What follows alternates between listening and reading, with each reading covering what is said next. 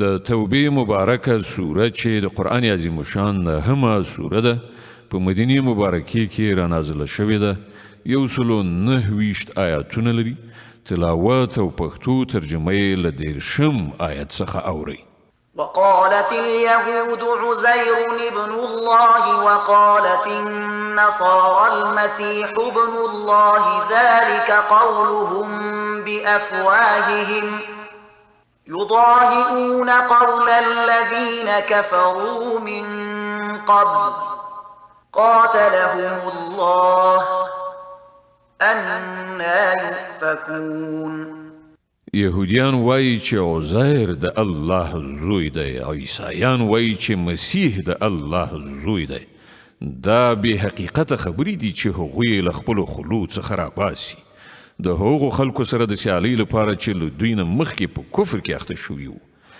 دوی خدای ووهل، دوی له کومې خوا غولېږي؟ اتخذوا أحبارهم ورهبانهم أربابا من دون الله والمسيح ابن مريم وما أمروا إلا ليعبدوا إلها واحدا لا إله إلا هو سبحانه عما يشركون. دوی خپل عالمان او روحانیون له الله پرته خپل اربابان نیولي دي او همدغه راز مسیح ابن مریم هم په داسې حال کې چې دوی ته له یو معبود نه پرته د بل هیڅ چا د بندګۍ کولو حکم نه ورکړ شوی. هغه چې له هغه پرته بل هیڅوک د عبادت وړ نشته. پاک دی له هغو مشرکانه خبرو څخه چې دوی کوي.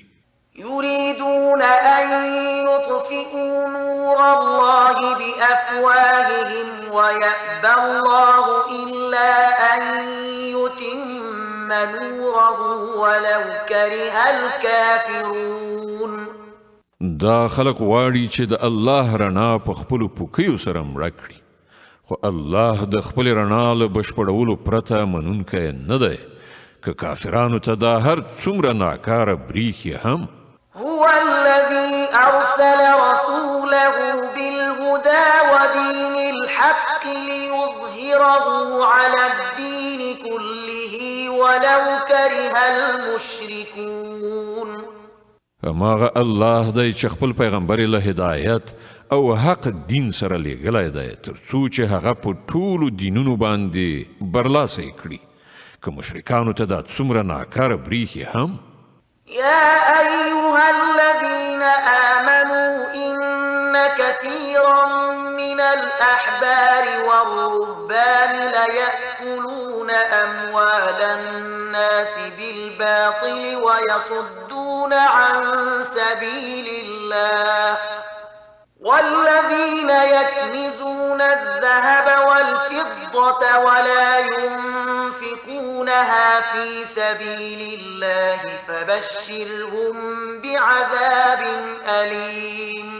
ای مؤمنانو، د دې اهل کتابو د زیاترو علماو او روحانیونو حال دا دی چې هغوی د خلکو مالونه په ناروا لارو خوري او هغوی د الله له لارې څخه منع کوي. او هغه کسان چې سره او سپین زر ذخیره کوي او هغه د الله په لاره کې نه لګوي نو هغوی ته د دردناک عذاب زیری ورکړه. يوم يحمى عليها في نار جهنم فتكوى بها جباههم وجنوبهم وظهورهم هذا ما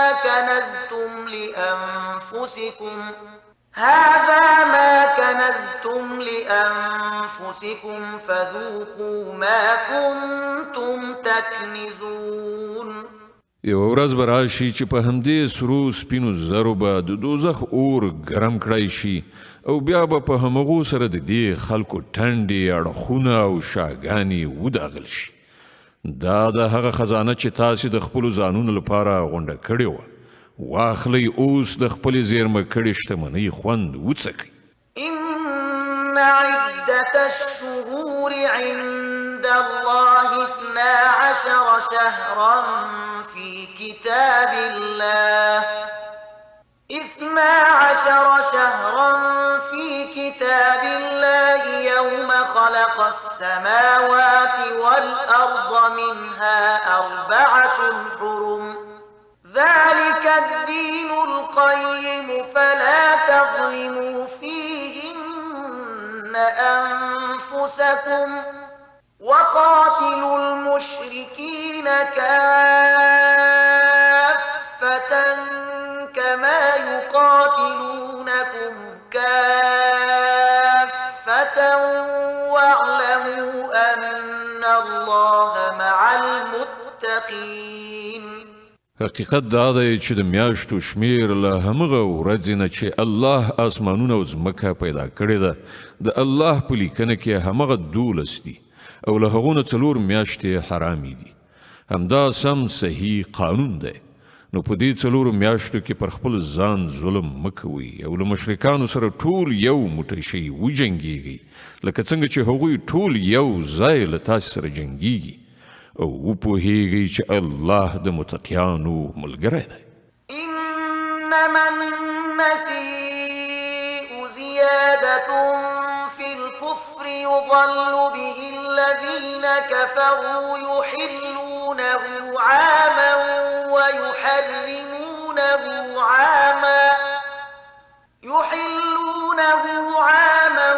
ويحرمونه عاما ليواطئوا عدة ما حرم الله فيحلوا ما حرم الله زين لهم سوء أعمالهم والله لا يهدي القوم الكافرين.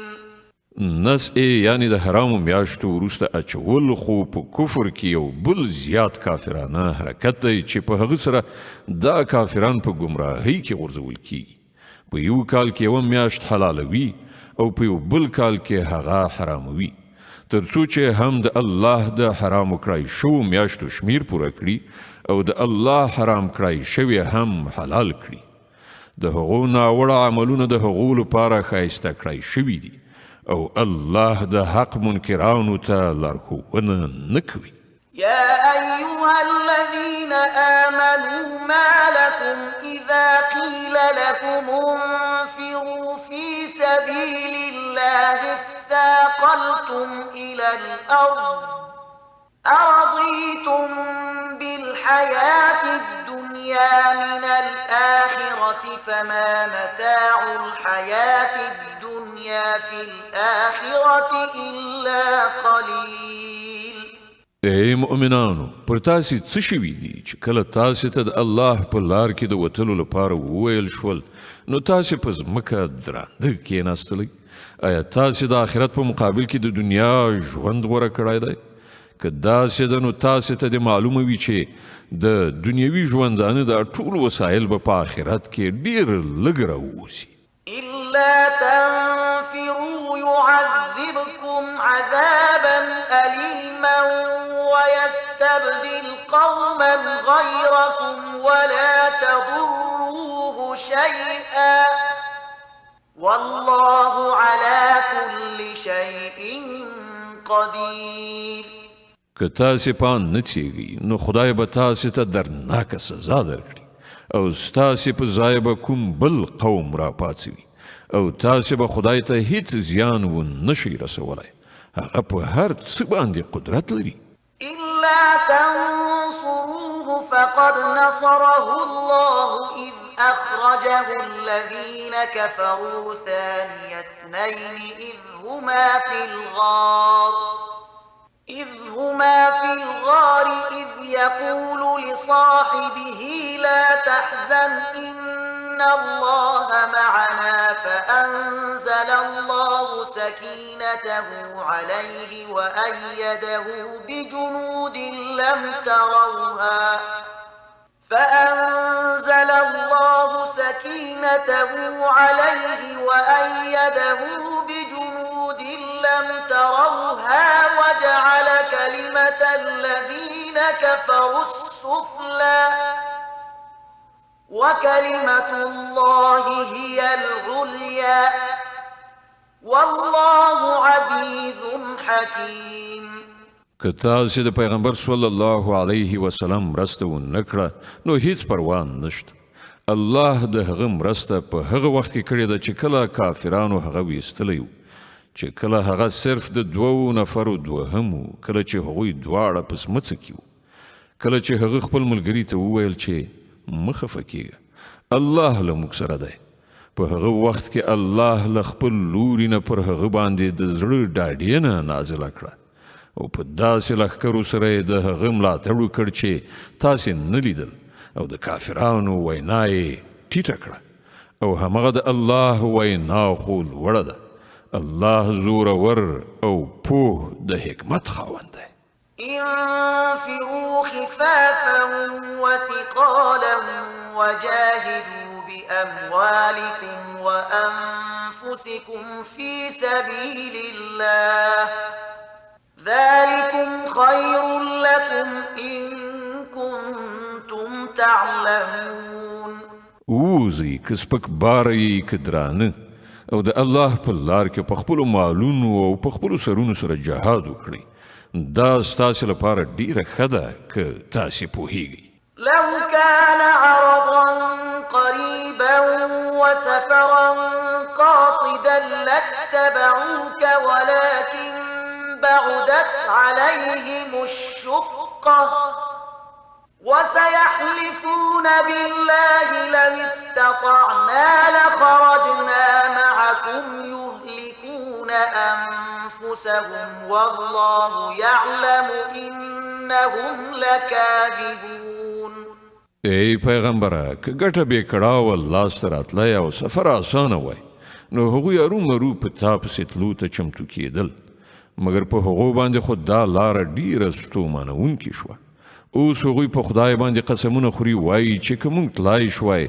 نو ارومرو به له تا سره تللي وو هغوی په خپله خپل ځانونه په هلاکت کې غورځوي الله ښه پوهیږي چې هغوی دروغجن دي عفى الله عنك لم أذنت لهم حتى يتبين لك الذين صدقوا وتعلم الكاذبين ای پیغمبره الله دې تا ته معافي وکړي تا ولې هغوی رخصت کړل تا باید په خپله رخصت نه وای ورکړی تر څو چې تا ته څرګنده شوی وای چې کوم خلک ریښتیني دي او دروغجن دې هم پیژندلي وای لا يستأذنك الذين يؤمنون بالله واليوم الآخر أن يجاهدوا بأموالهم وأنفسهم والله عليم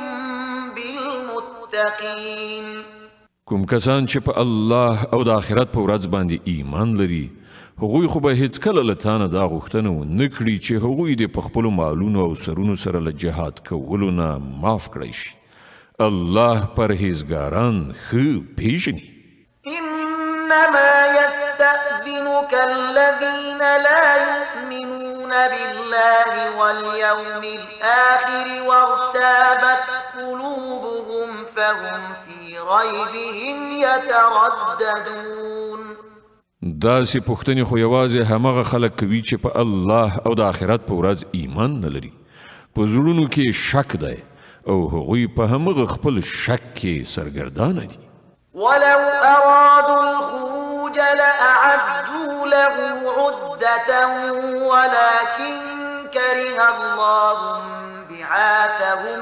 فثبطهم وقيل اقعدوا مع القاعدين که په رښتیا سره هغوی د وتلو اراده درلودلی نو هغوی به د دې لپاره څه تیاری نیولی وای خو د هغو پاڅون له سره د الله خوښ نه ځکه خو یې هغوی سست کړل وویل شول چې کینئ له ناستو سره لو خرجوا فيكم ما زادوكم إلا خبالا ولأوضعوا خلالكم يبغونكم الفتنة وفيكم سماعون لهم والله عليم بالظالمين که هغوی له تاسې سره وتلي وای نو په تاسې کې به یې له تخریب نه پرته نور څه نه زیات کړي هغوی به ستاسې په منځ کې د فتنې اچولو لپاره منډې ترړې کړې وای او ستاسې د ډلې حالت دا دی چې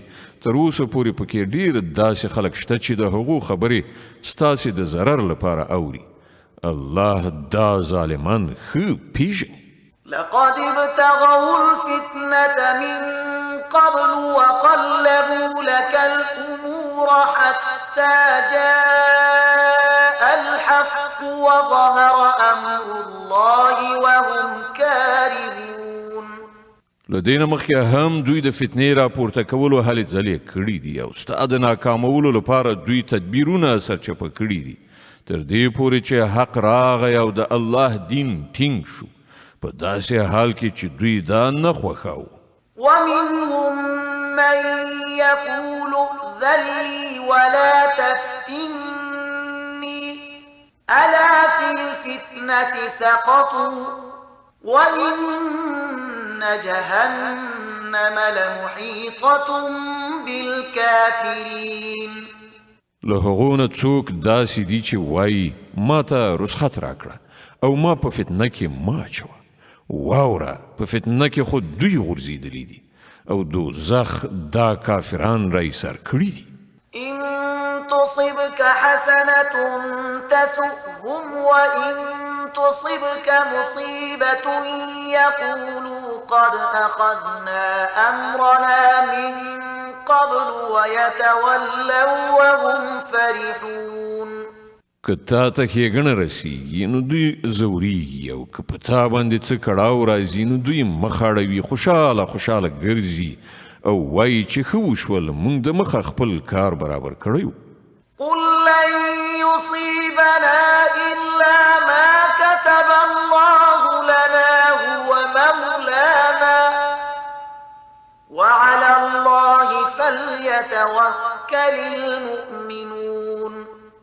دوی ته ووایه موږ ته هیڅکله ضرر یا ښېګڼه نه رسیږي مګر هغه چې الله راته لیکلي دي. هماغه الله زموږ مولا دی او مؤمنان باید په همغه باندې توکل وکړي. قل هل تربصون بنا إلا إحدى الحسنيين ونحن نتربص بكم أن يصيبكم الله بعذاب من عنده أو بأيدينا فتربصوا إنا معكم متربصون. دوی ته ووایه تاسې چې زموږ په باب کوم شي ته سترګې په لاره یاست هغه له دې پرته بل څه دی چې له دوو ښېګڼو یعنې له بریالیتوب او شهادت نه یوه ده او موږ چې ستاسې په باب کوم شي ته سترګې په لاره یو هغه دا دی چې الله په خپله تاسې ته سزا درکوي یا یې زموږ په لاسونو درکوي. ښه نو اوس تاسې هم انتظار وکړئ او موږ هم له تاسې سره منتظر یو. قل أنفقوا طوعا أو كرها لن يتقبل منكم إنكم كنتم قوما فاسقين. دوی ته ووایه که تاسې خپل مالونه په ښه زړه ولګوئ او که په بد زړه په هر حال هغه به قبول نه کړی شي ځکه چې تاسې فاسقان یاست. وما منعهم أن تقبل منهم نفقاتهم إلا أنهم كفروا بالله وبرسوله ولا يأتون الصلاة إلا وهم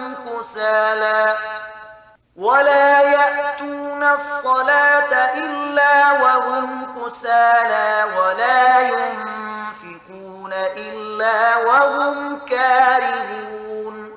د هغو د ورکړای شوو مالونو د نه قبلېدو دلیل له دې پرته بل څه نه دی چې هغوی په الله او د هغه په پیغمبر باندې کافران شوي دي.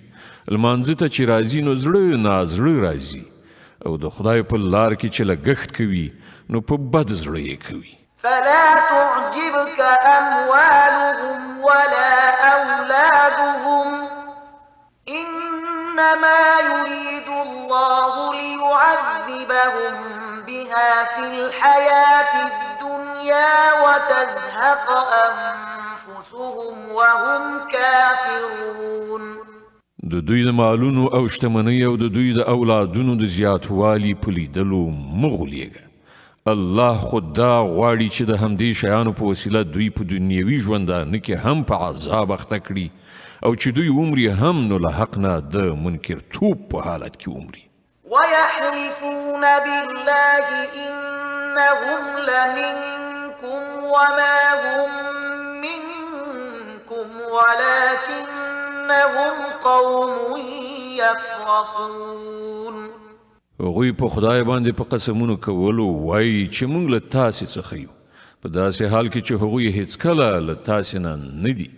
په اصل کې خو هغوی داسې خلک دي چې له تاسې نه په ویره کې دي. لو يجدون ملجأ أو مغارات أو مدخلا لولوا إليه وهم يجمحون. که هغوی کوم د پناه ځای ومومي یا کوم سمڅه یا د ننوتلو ځای، نو بزغلي او په هغه کې به ځانونه پټ کړي. ومنهم من يلمزك في الصدقات فإن أعطوا منها رضوا وإن لم يعطوا منها إذا هم يسخطون. ای پیغمبره، له هغو څخه ځینې خلک د صدقو په ویش کې پر تا باندې اعتراضونه کوي. کله دې مال نه هغو ته څه ورکړی شي نو خوشحاله به شي، او که ورنه کړی شي نو په غوسه کیږي. ولو أنهم رضوا ما آتاهم الله ورسوله وقالوا حسبنا الله سيؤتينا الله من فضله ورسوله إنا إلى الله راغبون. څه ښه به وو چې الله او پیغمبر چې هر څه هغو ته ورکړي وو په هغه باندې خوشحاله وای او ویلي وای چې الله زمونږ لپاره کافي دی. هغه به په خپل فضل سره مونږ ته نور ډیر څه راکړي او د هغه پیغمبر به هم پر مونږ باندې پیرزوینه وکړي.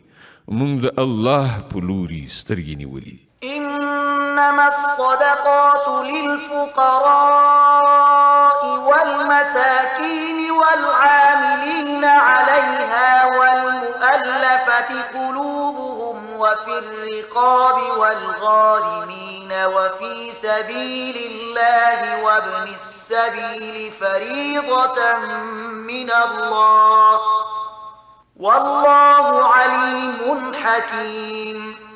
دا صدقې خو په اصل کې د فقیرانو او مسکینانو لپاره دي، او د هغو خلکو لپاره دي چې د صدقو د چارو مامورین وي، او د هغو لپاره چې د هغو زړونه په لاس راوړل مقصد وي. دغه راز د غاړو د آزادولو او د پورولو د مرستې لپاره د خدای په لار کې او په مسافر پالنه کې د استعمالولو لپاره دي. د الله له لوري یوه فریضه ده، او الله په هر څه پوهېدونکی او د حکمت خاوند دی. ومنهم الذين يؤذون النبي ويقولون هو أذن قل أذن خير لكم يؤمن بالله ويؤمن للمؤمنين ورحمة للذين آمنوا منكم والذين يؤذون رسول الله لهم عذاب أليم. له دوی نه ځینې خلک دي چې په خپلو خبرو سره پیغمبر زوروي او وایي چې دا سړی ټول غوږونه دي، یعنی هره خبره اوري او اعتبار پرې کوي. وایه هغه ستاسې د ښېګڼې لپاره داسې دی، په الله باندې ایمان لري او پر مؤمنانو اعتماد کوي، او له تاسې نه چې څوک د ایمان خاوندان دي د هغو لپاره له سره تر پایه رحمت دی. او کوم کسان چې د الله پیغمبر زوروي د هغو لپاره دردناکه سزا ده. يحلفون بالله لكم ليرضوكم والله ورسوله أحق أن يرضوه إن كانوا مؤمنين. دوی تاسو ته د الله په نامه قسم خوري تر څو چې تاسې راضي کړي، په داسې حال کې چې که دوی مؤمنان وي نو الله او پیغمبر د دې زیات وړ دی چې دوی د هغوی د راضي کولو فکر وکړي. ألم يعلموا أنه من يحادد الله ورسوله فأن له نار جهنم خالدا فيها ذلك الخزي العظيم. آیا دوی ته معلومات نشته چې څوک چې له الله او پیغمبر سره مقابله کوي د هغه لپاره د دوزخ اور دی چې په هغه کې به هغوی د تل لپاره اوسیږي، دا ډیره لویه رسوایي ده. يحذر المنافقون أن تنزل عليهم سورة تنبئهم بما في قلوبهم قل استهزئوا إن الله مخرج ما تحذرون. دا منافقان ویریږي چې چیرته په مسلمانانو باندې کومه داسې سوره نازله نشي چې د هغو د زړونو راز را برملا کړي. ای پیغمبره دوی ته ووایه وکوئ نورې مسخرې. الله د هغه را برڅیرونکی دی چې تاسې له برڅیره کېدو څخه ویریږئ. ولئن سألتهم ليقولن إنما كنا نخوض ونلعب قل أبالله وآياته ورسوله كنتم تستهزئون. کله دوی نه پوښتنه وکړئ چې تاسې څه خبرې کولې نو سمدلاسه به ووایي چې موږ خو ټوکې مسخرې او ساتیري کوله. دوی ته ووایه آیا ستاسې مسخرې ساتیري له الله او د هغه له آیاتونو او د هغه له پیغمبر سره وو؟ لا تعتذروا قد كفرتم بعد إيمانكم إن نعف عن طائفة منكم نعذب طائفة بأنهم كانوا مجرمين. اوس زړونه مه جوړوئ، تاسې له ایمان نه وروسته کافر شوي یاست. که موږ له تاسې نه یوه ډله وبخو هم نو بلې ډلې ته خو به موږ ارومرو سزا ورکړو ځکه چې هغوی مجرمان دي.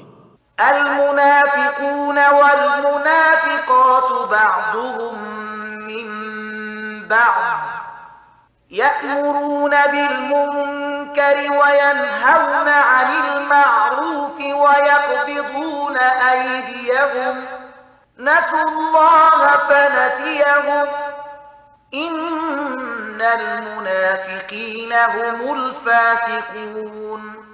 منافقان نارینه او منافقان ښځې ټول یو د بل په څیر دي. په بدۍ امر کوي او له نیکۍ نه منع کوي او خپل لاسونه له خیر نه موټی کړی ساتي. دوی الله هیر کړ نو الله هم هغوی هیر کړل.